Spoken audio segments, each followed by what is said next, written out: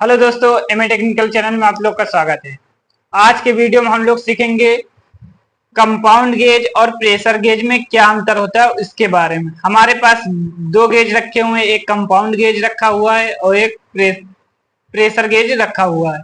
Pressure gauge हमारा लाल colour के भी आता है और नीले कलर का भी आता है, लेकिन ज्यादातर आपको लाल कलर का प्रेशर गेज देखने को मिलेगा। कलर पे ना जाइए, सिर्फ आपको कंपाउंड गेज और प्रेशर गेज पहचानना आना चाहिए कि कौन सा हमारा कंपाउंड गेज है और कौन सा प्रेशर गेज है।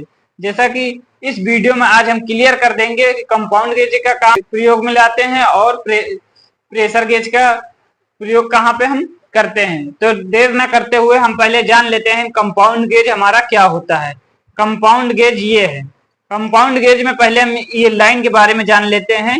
ये लाइनों का क्या काम रहता है। हमारा ये लाइन का काम रहता है, ये सिस्टम में डायरेक्ट लगता है और ये हमारा गैस वाले सिलेंडर में लगता है। ये हमारा जो हैंडल होता है सिर्फ इस तरफ के हिस्से को बंद करने के लिए रहता है और ये वाला हमारा जो डायरेक्ट रहता है ये नहीं बंद होता, ये सिर्फ हैंडल से ये वाला हिस्सा बंद होता है। तब हम कंपाउंड गेज को हम जानते हैं कंपाउंड गेज हमारा कैसा रहता है।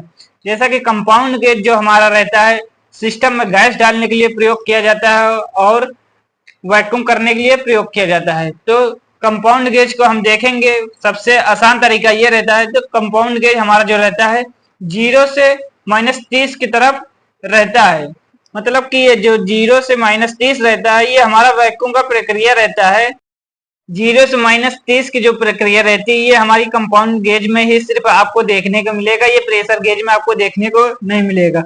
यही चीज देखते हुए हम पहचान जाएंगे ये हमारा कंपाउंड गेज होता है। और कंपाउंड गेज हमारे कई प्रेशर के आते हैं, 250 प्रेशर तक का आता है। 120 के बाद ये 250 है और एक गेज आता है 120 के बाद 140, 160, 180 इस तरह करके 250 तक का आता है। तो कंपाउंड गेज का पहचानने का तरीका यही रहता है जो हमारा माइनस में रहता है। और कंपाउंड गेज में ये भी लिखा रहता है कि इस कंपाउंड गेज से हम कौन कौन सी गैस चार्ज कर सकते हैं। जैसा कि इस वाले कंपाउंड गेज में देखा गया है R22 की गैस चार्जिंग कर सकते हैं, R12 की कर सकते हैं, R134 की कर सकते हैं और R502 की गैस चार्जिंग कर सकते हैं और R600 की भी हम गैस चार्जिंग इससे कर लेते हैं।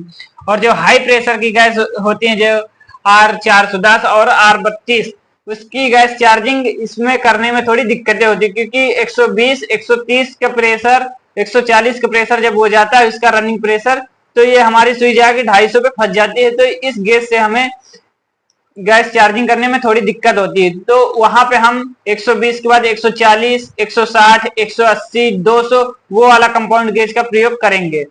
अब हम जान लेते हैं प्रेशर गेज। प्रेशर गेज का इस्तेमाल हम कहाँ पे करते हैं। प्रेशर गेज का इस्तेमाल सबसे पहले हम प्रेशर डालने में ही काम में प्रयोग करते हैं, क्योंकि इसका नाम ही प्रेशर गेज। तो मतलब कोई भी सिस्टम अगर आपका लीकेज है तो वहां पे हम प्रेशर गेज का इस्तेमाल करते हुए 300, 350, 400, 500, 600, 800 तक का ये प्रेशर गेज आता है। तो वही हिसाब से हम देखेंगे कौन सा सिस्टम में हम प्रेशर डाल रहे हैं, वही हिसाब से हम प्रेशर डालेंगे। और प्रेशर गेज का इस्तेमाल हम कंप्रेसर के पंपिंग को चेक करने में करते हैं। तो ये हमारा प्रेशर गेज में जैसे यहाँ पे कंपाउंड गेज में लाइन के बारे में बताया गया, सेम इसी तरह इसमें भी लाइन का काम रहता है। सिर्फ ये वाली हैंडल हमारी ये सामने वाले हिस्से को बंद करती है, ये वाला हमारा डायरेक्ट हरदम रहता है। तो प्रेशर गेज हमारा जो रहता है ये हाई प्रेशर से हम जो नाइट्रोजन भरते हैं, यही हाई प्रेशर मतलब जो रहता है नाइट्रोजन का जो हाई प्रेशर रहता है ये हम प्रेशर गेज से डालते हैं। और अब हम जान लेते हैं ये प्रेशर गेज में अंतर क्या होता है। हमारा जो प्रेशर गेज रहता है वो 0 से 500 तरफ रहता है, 500 psi और 800 psi के बीच आता है। ये हमारा माइनस में नहीं होता। सबसे बड़ी पहचानने का तरीका यही होता है। हमारा प्रेशर गेज जो रहता है 0 से 800, 500 psi रहता है और माइनस में नहीं रहता, जैसा कि यहाँ पे कंपाउंड गेज में ये माइनस में रहता है।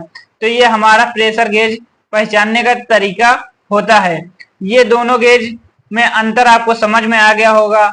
और अंतर आपको अगर समझ में आ गया हो तो वीडियो आपको अच्छी लगी हो तो वीडियो को लाइक करें और चैनल को सब्सक्राइब करना ना भूलें। धन्यवाद।